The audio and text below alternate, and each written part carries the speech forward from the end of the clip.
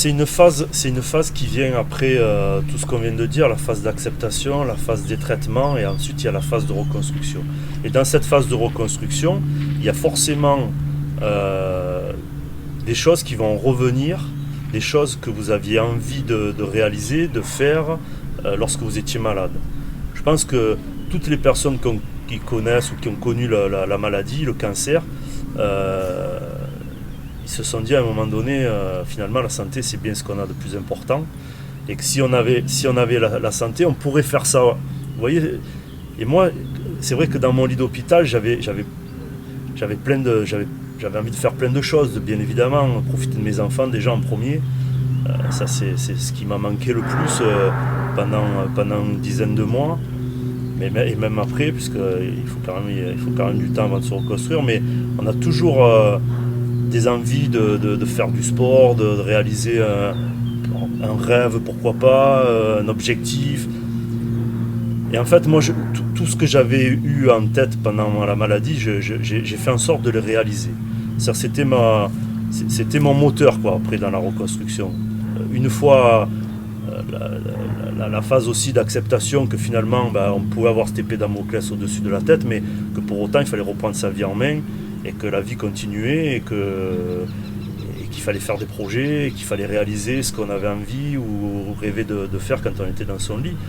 Et ça, c'est important dans la phase de reconstruction, de finalement ne pas se mettre de barrières et ne pas se raccrocher à ce mot cancer, à cette période de la maladie. Il faut pas facile d'avoir les outils en fait, hein. C'est pas facile. Moi, ce qui m'a aidé encore une fois, c'est que j'étais sportif dans l'âme, et que finalement le sport, pour moi, c'était une logique. Donc je me suis reconstruit à travers le sport. Dès que j'ai pu recommencer à faire du vélo, j'ai fait 100 mètres à vélo, 200 mètres, 300 mètres, 1 kilomètre. J'arrivais tout juste à faire 2 tours de roue. J'ai fait 100 mètres en marchant, j'ai fait 200 mètres, puis je suis monté au Garlaban. Tout ça, c'était des étapes et des objectifs que je m'étais fixés et que j'ai réalisés. Donc, bien sûr que c'est important de stimuler la motivation chez les gens. Bien sûr, c'est important d'abord de susciter l'espoir, de se dire oui, on peut y arriver, et ensuite de stimuler un peu la motivation chez les gens qui, bien souvent, bon, au-delà de l'aspect de cette image d'épée Damoclès, se mettent des barrières par rapport à la maladie. Ouais. Bon, il y a des similitudes effectivement entre un sportif de haut niveau, comment on accompagne un groupe ou un sportif de haut niveau vers une performance, comment après un échec on arrive à rebondir pour atteindre son objectif. Et dans la maladie, c'est pareil, c'est-à-dire que voilà, on a la maladie, comment on accompagne pour rebondir après la maladie. La différence entre les deux, c'est que dans le cancer, on est dans la vraie vie, quoi. C'est-à-dire que dans le cancer, les gens avec qui je discute, avec qui j'ai des entretiens, il n'y a pas de triche, quoi. Il n'y a pas de tricheur. Les gens, ils sont dans la vraie vie, ils ont la mort en face eux, quoi. Donc là-dessus, c'est quelque chose. Alors je parlais du rôle d'entraîneur qui est hyper enrichissant, mais là, c'est encore un degré au-dessus, c'est-à-dire que bien souvent, j'en sors encore plus grandi moi que peut-être la personne en face moi. Je veux dire, c'est un échange et qui est enrichissant des deux côtés. Et là, les gens ne trichent pas. Dans le sport, dans le foot, tu connais, voilà. Parfois, il y a un peu, voilà, c'est parfois un peu le folklore. Il y a parfois un peu un environnement qui est difficile à gérer. Les joueurs aujourd'hui, c'est plus compliqué. Donc voilà la différence entre ce que je fais aujourd'hui et ce que j'aurais pu faire en tant qu'entraîneur. Mais ceci étant, l'idée de transmettre et d'accompagner, parce qu'on peut accompagner effectivement une personne dans un objectif et également dans le sport. Mais voilà ce qui m'a attiré. Puis très sincèrement, dès les premiers cours, je me suis rapidement senti à ma place, quoi. Dès les premières paroles, dès les premiers intervenants, je me suis tout de suite dit c'est là qu'il faut que je sois.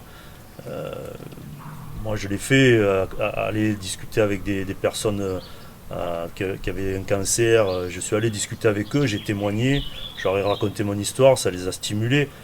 Mais là, en conceptualisant le programme Rebond, en ayant des outils, en me donnant des outils, en mettant des mots, bien évidemment que je passais dans quelque chose qui pouvait être mon métier, quoi. Et là, je me suis dit, là, c'est là qu'il faut que je sois, quoi. C'est ce qu'il faut que je fasse. c'est plus facile aujourd'hui d'intégrer une équipe de soins support. Alors soins support, je rappelle ce que c'est, soins support en cancérologie, c'est tout ce qui touche à la qualité de vie des patients ou des personnes en rémission ou des personnes guéries du cancer. C'est tout ce qui touche à la qualité de vie et du bien-être. Donc ça peut être un psychologue, ça peut être un diététicien, un kiné, un oncologue, une psychomotricienne. En fait, l'onco-coaching vient en complément de tout ça. C'est simplement un complément entre le psychologue et peut-être l'éducateur d'activité physique adaptée, c'est-à-dire celui qui va emmener le patient à faire un peu d'activité physique. Moi, je suis un peu entre les deux, en n'ayant pas le même discours et pas le même langage. Donc, c'est vrai que c'est uniquement un complément.